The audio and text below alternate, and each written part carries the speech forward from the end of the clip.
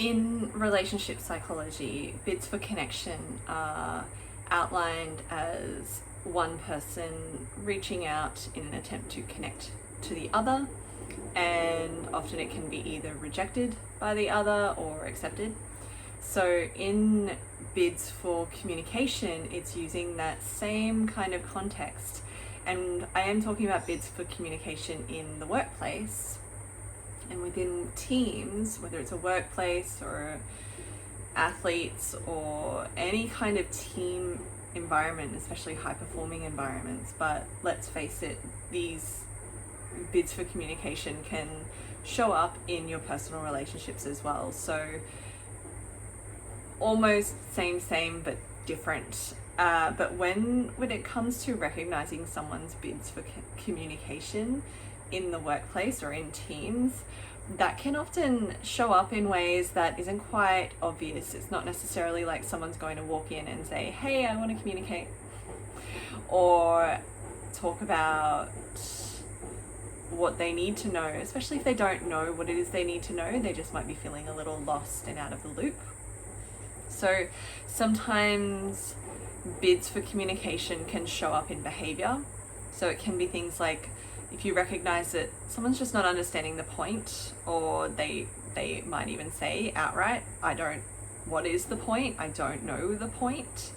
It can show up as resentment. So often within teams, if someone is exhibiting resentment, it's not necessarily because they're a problem, toxic person. Sometimes yes, but most often it's a misunderstanding, or they just don't understand. Again, there's resentment, and other times that resentment can show up as they're just not the right fit for the team, but that's a whole other issue. And other bids for communication can show up as things like lack of focus as well, beyond the ordinary. So obviously we are all human, and we will have varying degrees of focus throughout the day and throughout the week, especially depending on what's going on in our lives outside of work. That can play a role, and to show up to work expecting the outside to be completely irrelevant is not useful, because often everything can feed into itself in a positive way if we actually allow it. So when someone's needing communication, often it can show up as those three things or more as well. So not understanding the point, resentment, lack of focus.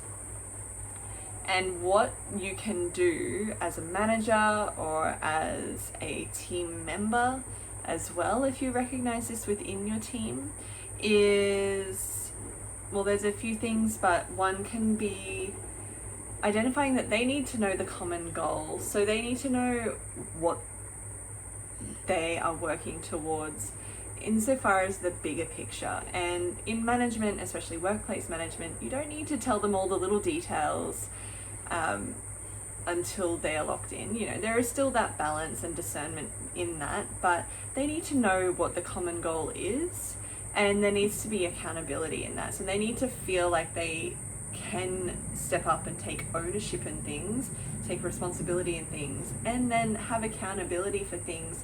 And that actually often inspires people to take that step up, rather than staying in that more dismissive space.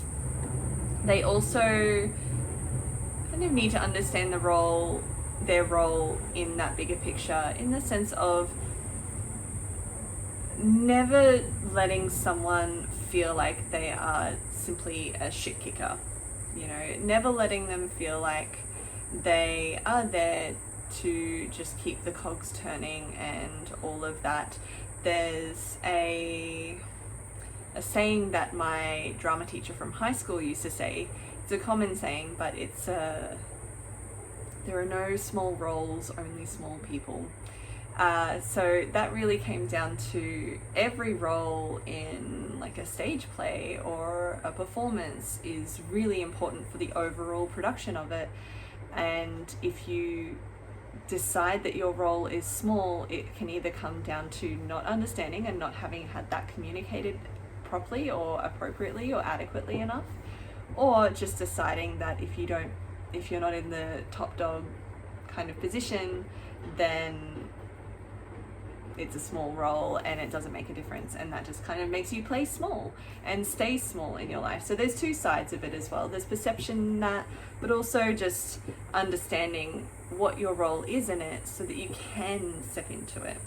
And the other part is they need to know what their point is. So what's the overall mission and values within the organization or within the team, so that that person can feel like they have a clear understanding of what the point is of them being there, what the point is of the work that they are doing, again, whether it's in a workplace or another team situation, but they need to know what the point is, what is the mission, and what are the values that we are showing up in, so that they can get on board with that. And this is all in the scenario of this person being the right fit for the team. Obviously, these things will also show up in the way that kind of highlights someone not being the right fit for the team. But what that does is it highlights it, and it allows space for that person to move on if that's what's more appropriate.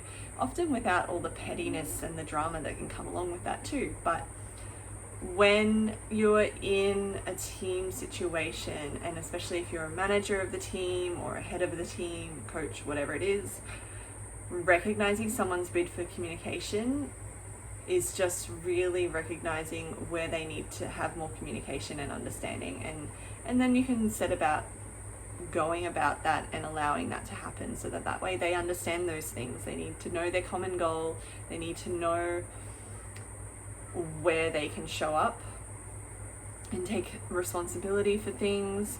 They need to understand their role and never be made to feel like a shit kicker, and they need to know their point and the mission and the value that is being operated within that space, within that team, so that way it makes it easier for them to understand, and then they can step up into that space.